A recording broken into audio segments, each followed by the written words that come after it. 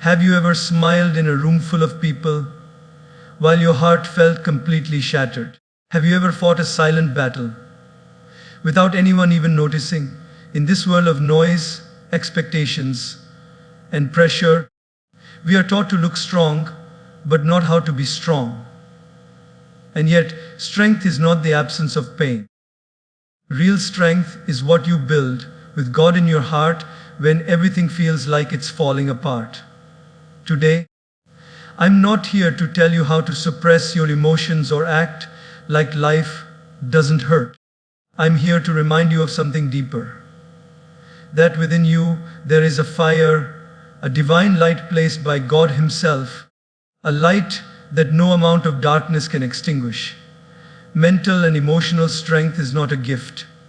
It's a choice. It is choosing inner calm when the world is chaos. It is choosing to trust the process even when the path is unclear. It is choosing to walk with your head high, not in arrogance, but in alignment with the purpose that God has written uniquely for you. And no matter how broken or tired you feel today, I promise you this: you are being shaped, not shattered. Strength is being carved into your spirit, one storm at a time.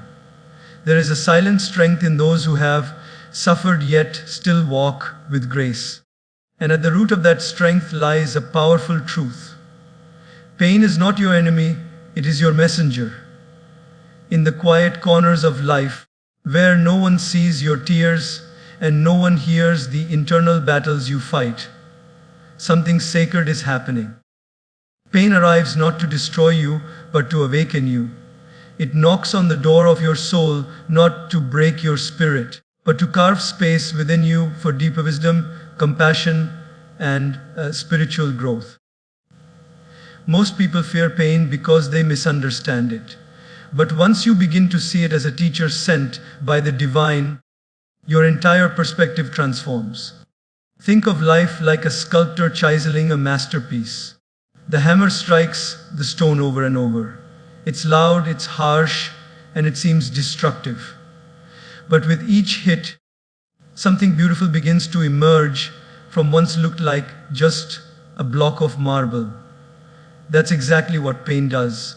Each hardship you endure, every disappointment, betrayal, loss, or failure, it's carving away your weaknesses, your illusions, your fears. And what remains is a stronger, purer, more powerful version of you. If you never experienced pain, you would never discover your inner depth. Let me take you into a relatable moment. Imagine waking up one day feeling like your world is falling apart. Maybe you just lost someone you love, or someone you trusted deeply betrayed you. Maybe your career fell apart, or your health took an unexpected turn.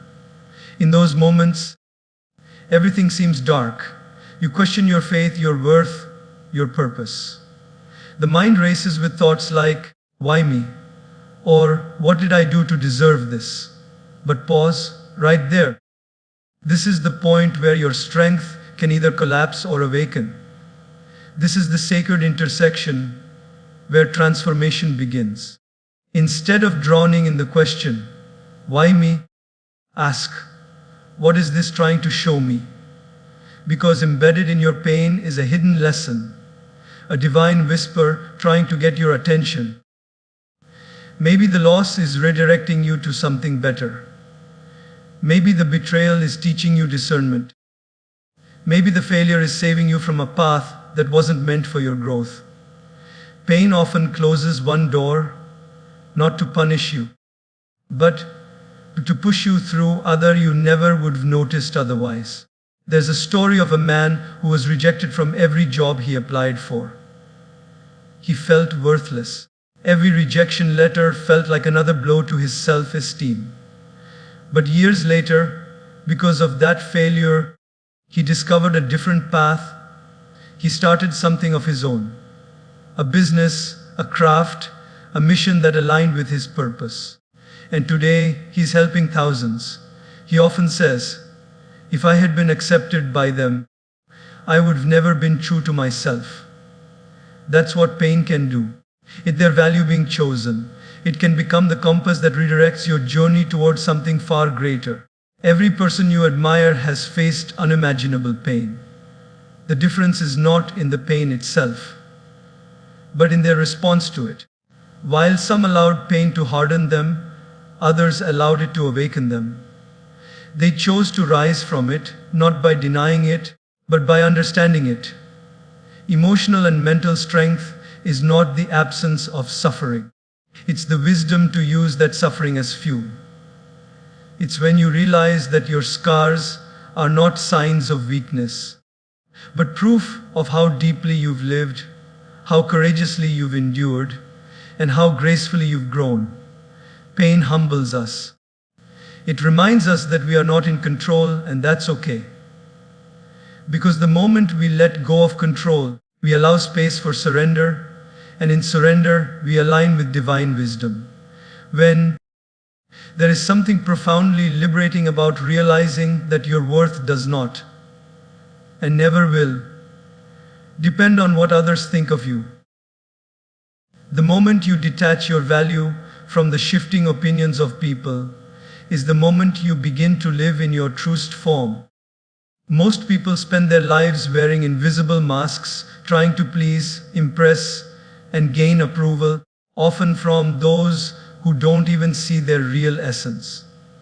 But here's a truth that stirs the soul: you were never created to be defined by others. You were crafted by the divine, with a purpose and identity that no human judgment can touch. Your worth is not up for debate, it is eternal. Take a moment and think about how much of your mental and emotional strength is drained, not because of what's happening in your life, but because of how people perceive what's happening in your life. You hear whispers, criticisms, comparisons, or rejections, and suddenly you begin to question yourself. You start to wonder if you're enough, if you're doing enough, if you're successful enough, attractive enough, respected enough. And in that very act of wondering, you lose your inner anchor. You begin to base your confidence on things that are constantly changing, on moods, trends, temporary achievements, or applause. But nothing of real worth is built on shaky ground. If your peace depends on someone's praise, then their rejection can destroy you. Imagine a child who paints a picture with all their heart. It may not be perfect in the eyes of the world, but to that child, it's beautiful because it came from within. Now imagine someone walks in, looks at it for 1 second, and says, "That's not very good." If the child lets that one opinion define their talent, they might never paint again. But if the child remembers why they painted in the first place, for joy, for expression, for love, then no criticism can steal their passion. That's exactly how your life works. People will always have opinions. Some will love you, some will misunderstand you, some will try to mold you into something you're not. But when you operate from within, ensured in your purpose, connected to your inner light, nothing outside can shake you.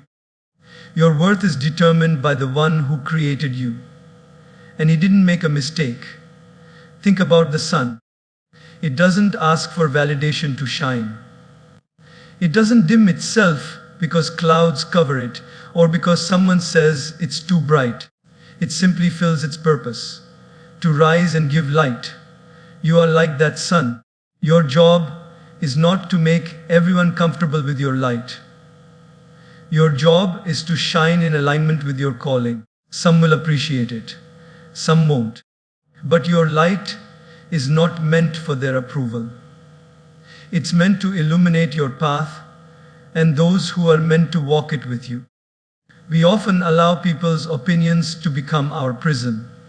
We shrink our dreams because someone told us they're unrealistic. We suppress our voice because someone mocked us when we spoke. We doubt our beauty because someone once made a comment that stuck to our mind like glue. But here's the thing. What people say about you reflects their lens, not your truth. Someone's inability to see your worth does not reduce it. You don't need to convince anyone. You don't need to prove anything. You only need to remember who you are beyond the noise, beyond the roles, labels, and expectations. Let's look at a real life situation. A woman spends years trying to meet society's standards: career, relationships, appearance. She wears confidence on the outside, but inside she's crumbling. One day, something shifts. She stops trying to win validation from the world and starts spending time discovering herself. She writes. She meditates. She learns. She lets go of toxic relationships. She begins to walk, not to reach a destination others admire, but to enjoy the journey that aligns with her soul. And suddenly, she feels light, not because the world changed, but because her relationship with herself did. That is mental and emotional strength. Detach your worth from the opinions of others, not by isolating yourself, but by returning to your inner foundation. Build your confidence like a tree builds its roots. Deep, invisible, yet powerful enough to withstand the strongest winds. When people applaud, be grateful. When they criticize, be grounded. In both cases, remain centered in your truth. Because the most powerful version of you is not the one who is loved by everyone, but the value you chosen, but the one who is no longer afraid of not being loved at all. Freedom begins when you realize you were never born to perform. You were born to be. Let the world say what it will. Let your soul remain unshaken. You are enough, you have always been enough. And nothing anyone says or thinks can ever rewrite the truth of your divine worth. In a world where we are constantly surrounded by noise, notifications, conversations, expectations, and distractions, it's easy to believe that more stimulation is the answer to our problems. We chase louder voices, louder music, more videos, more opinions, more data, more of everything, hoping that somewhere in that whirlwind of noise, we'll find clarity and strength. But here's a truth that hits deep. The mind is silenced not by adding more noise, but by feeding the soul. And when your soul is nourished, your mind becomes a place of peace, not pressure. It becomes a sanctuary, not a storm. Feeding your soul is not about religion. It's about reconnecting with the core of who you are. It's about recognizing that beneath all your roles, goals, and routines, you are a spiritual being. You are not just flesh and bone, success and failure. You are light, awareness, consciousness. And like the body needs food to function, the soul needs attention to flourish. We often focus so much on feeding the body. 3 meals a day, snacks, vitamins. But how often do we stop to ask, have I fed my soul today? A soul that is unfed becomes restless, anxious, and confused.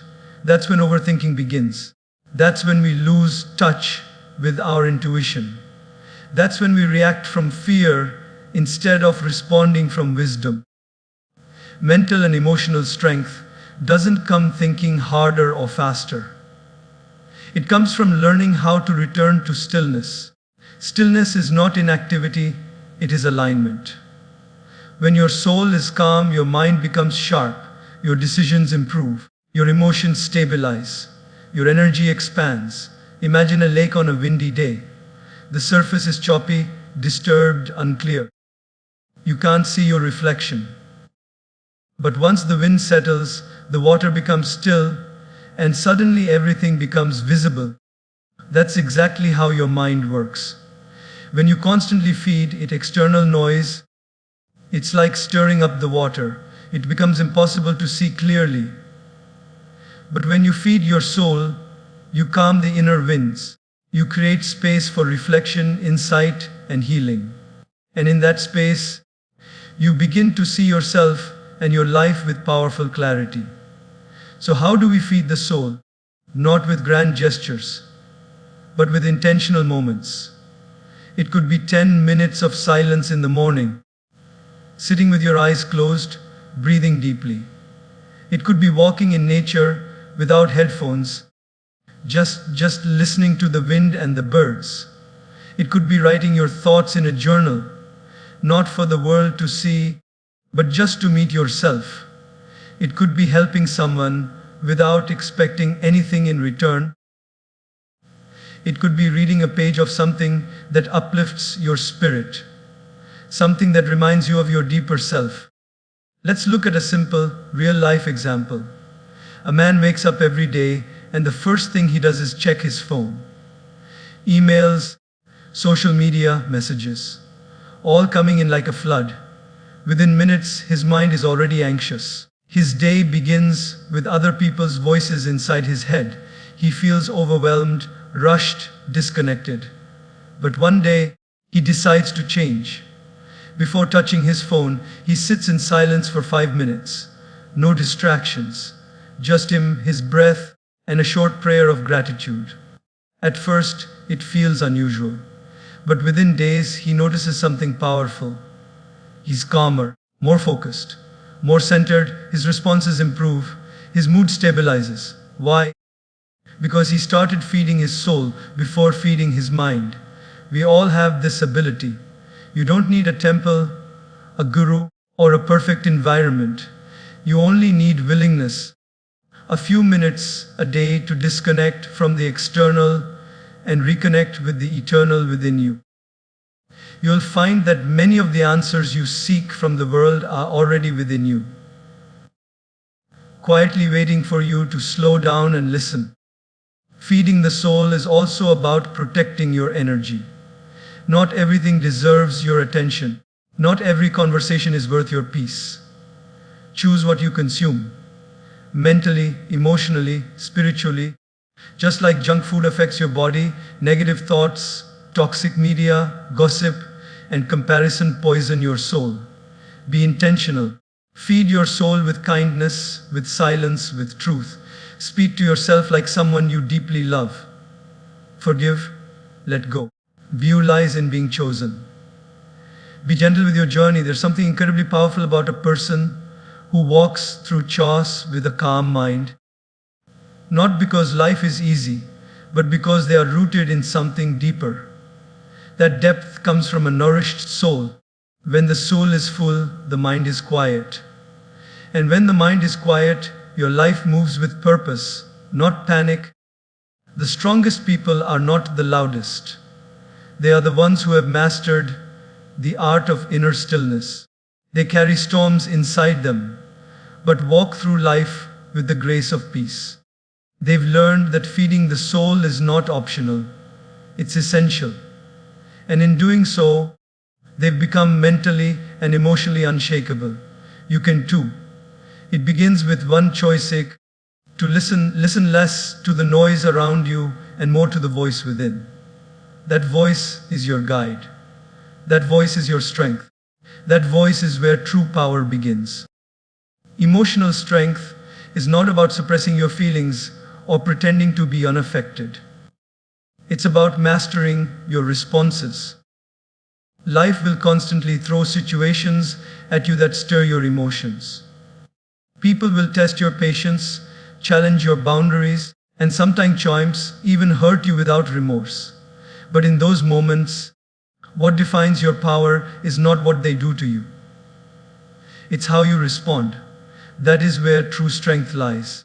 Responding instead of reacting is a skill, an art, and most importantly, a form of inner wisdom that only grows when you become deeply connected to your inner self.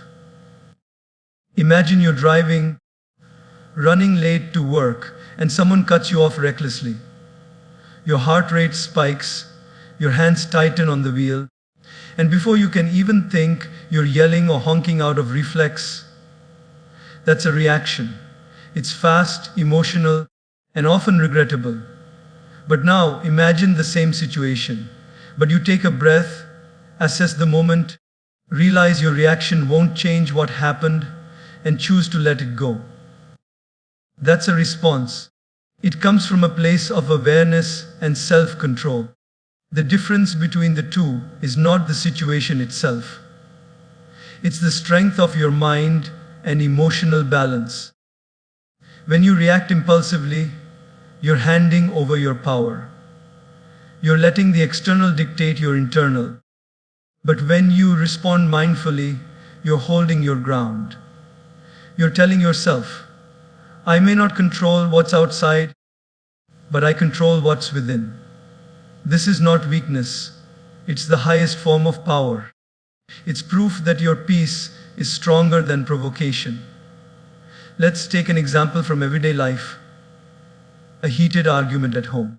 Maybe a loved one says something that feels unfair or hurtful. You feel the sting immediately.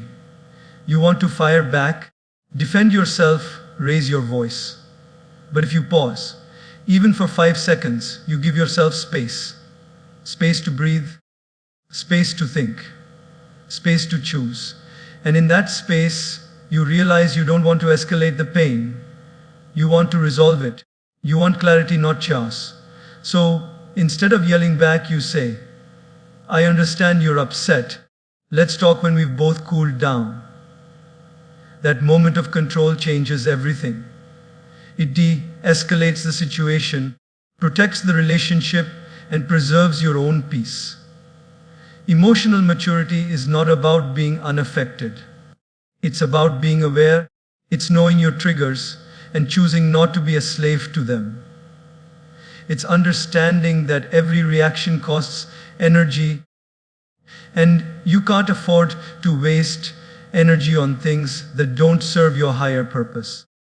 People who master their emotional triggers don't live in denial. They live in discipline. They don't allow someone else's chaos to become their own. Think of a calm lake. You throw a stone, and the ripples spread. But eventually the surface returns to stillness. That's the ideal state of your mind. Life may throw stones. People may disturb your calm. But your emotional strength brings you back to stillness. Not because the situation changed, but because you did. Another powerful example comes from the workplace. Imagine you're in a meeting and a colleague rudely interrupts or undermines your point. Your pride is wounded.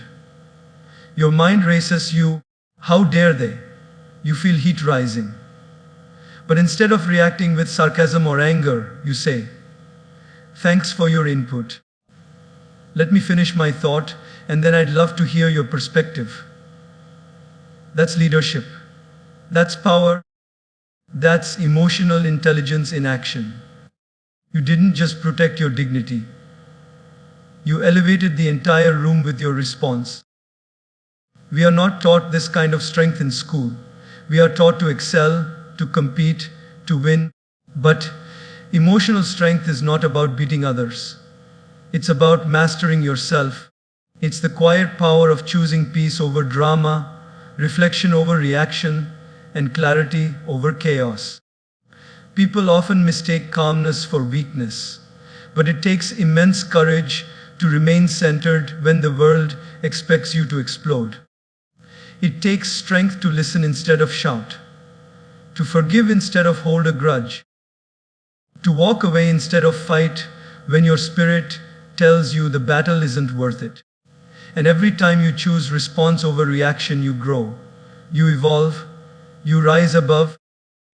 The most powerful individuals are not those who dominate others.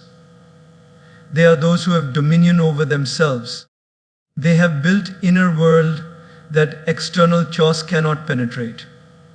They've learned that not every insult requires an answer, not every conflict deserves energy, and not every emotion must be obeyed.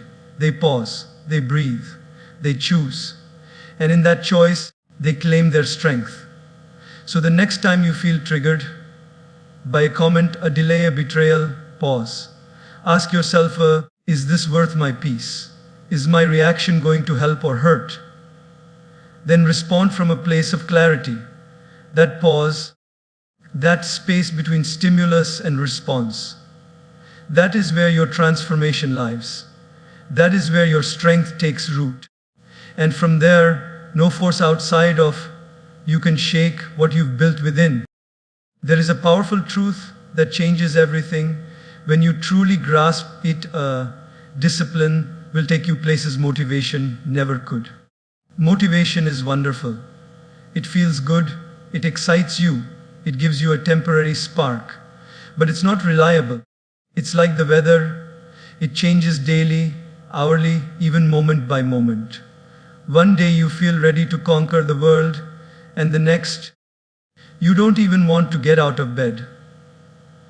That's where discipline enters as your anchor, your foundation, your quiet superpower. Emotional and mental strength is not about always feeling inspired.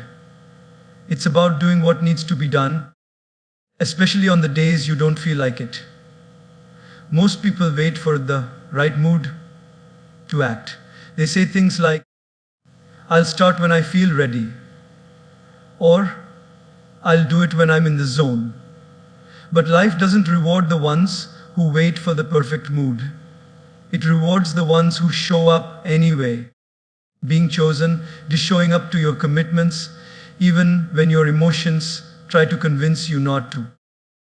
It's about building consistency over intensity. Doing a small task every day with commitment will always outshine doing something big once in a while out of excitement. Imagine someone who wants to start getting fit. On the first day, they're highly motivated. They buy gym clothes, make a plan, maybe even post about it. For the first few days, they're consistent.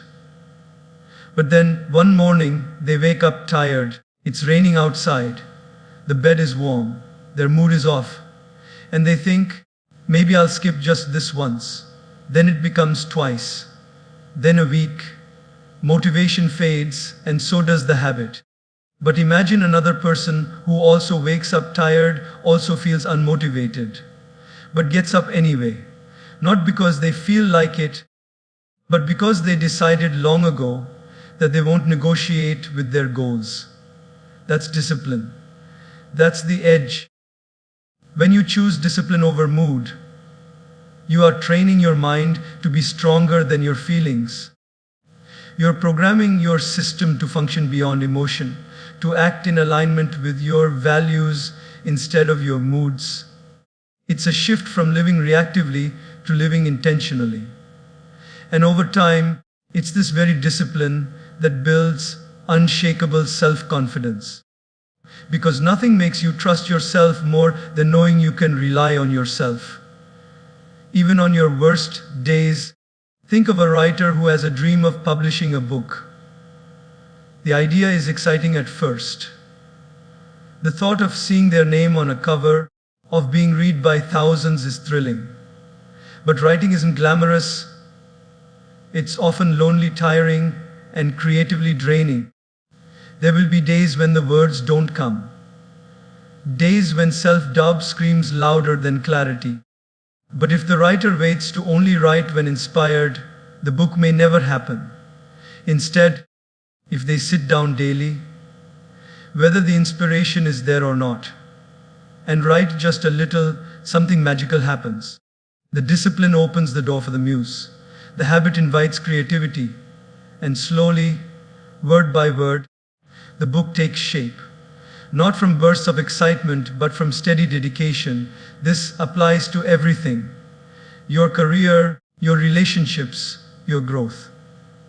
The strongest relationships are not built on intense passion that fades, but on daily effort, honesty, patience, and choosing each other even when it's hard. The best careers are not built from random flashes of productivity, but from showing up every single day and adding value. Personal transformation doesn't happen in a week of being super motivated. It happens when you wake up early, meditate, journal, reflect, improve. Even when no one is watching, even when your inner voice tells you to skip it. Discipline also creates emotional maturity. It trains you to delay gratification, to act with responsibility, to resist impulses that can harm your progress. When you are disciplined, you don't just react to your moods. You observe them, respect them, but choose your actions based on your goals, not your temporary feelings. This is a higher level of living. It is how you become mentally resilient and emotionally grounded. Daily life is full of opportunities to practice this. Waking up early when you want to sleep in. Speaking kindly when you feel frustrated. Finishing a task when you feel lazy. Apologizing when your pride says stay silent. Saying no to short-term pleasures to honor your long-term vision. Every act of discipline is a vote for the person you're becoming. People admire those who are consistent, not because they are perfect, but because they are dependable. They are the ones who build solid foundations, who weather storms with grace, who move forward regardless of how they feel. These are the people who become unshakable, not by chance but by choice. So remember, this motivation is fleeting, but discipline is forever. When you rely on feelings, you live a scattered life. But when you live by principles, you build something lasting. Discipline is not about being hard on yourself. It's about being deeply committed to yourself. It's about saying, I love myself enough to do what's right, even when it's hard. That is where true strength is born. And that strength, once built, will carry you through anything life throws your way. There is a powerful truth that changes everything. When you truly grasp it, discipline will take you places motivation never could. Motivation is wonderful. It feels good, it excites you, it gives you a temporary spark.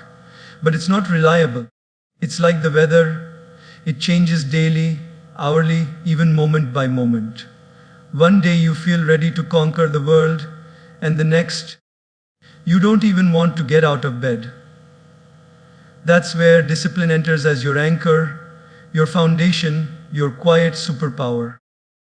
Emotional and mental strength is not about always feeling inspired.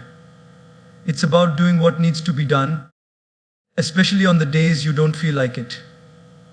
Most people wait for the right mood to act. They say things like, I'll start when I feel ready, or I'll do it when I'm in the zone. But life doesn't reward the ones who wait for the perfect mood. It rewards the ones who show up anyway.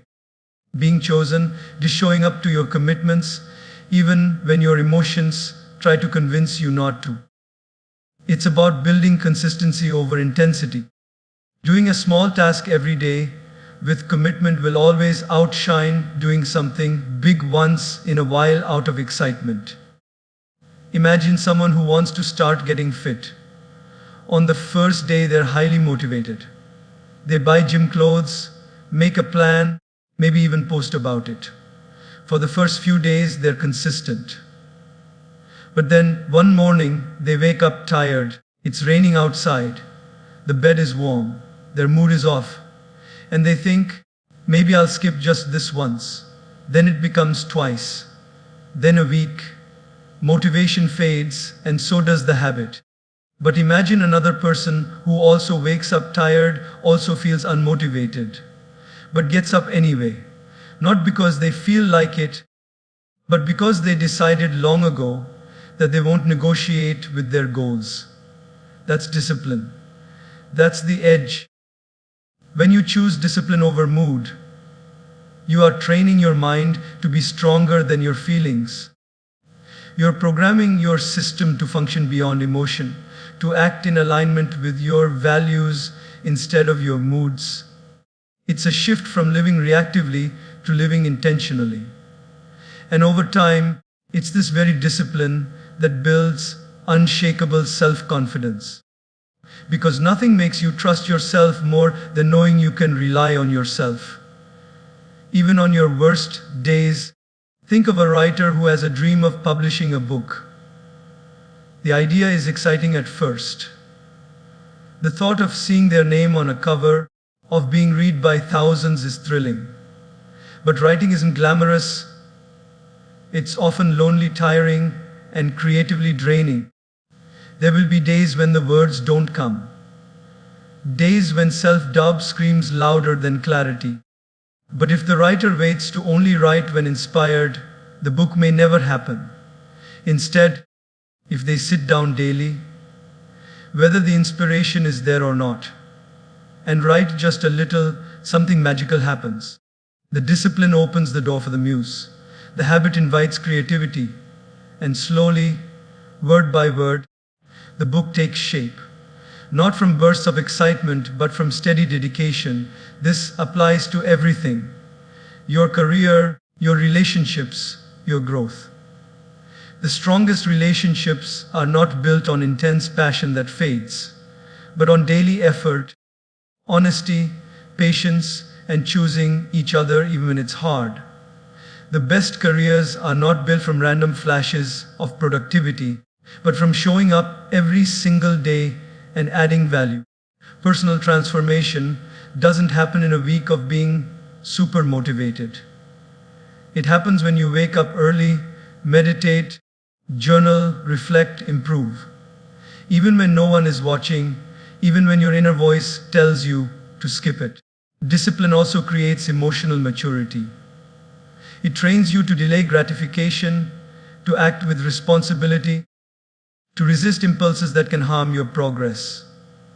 When you are disciplined, you don't just react to your moods.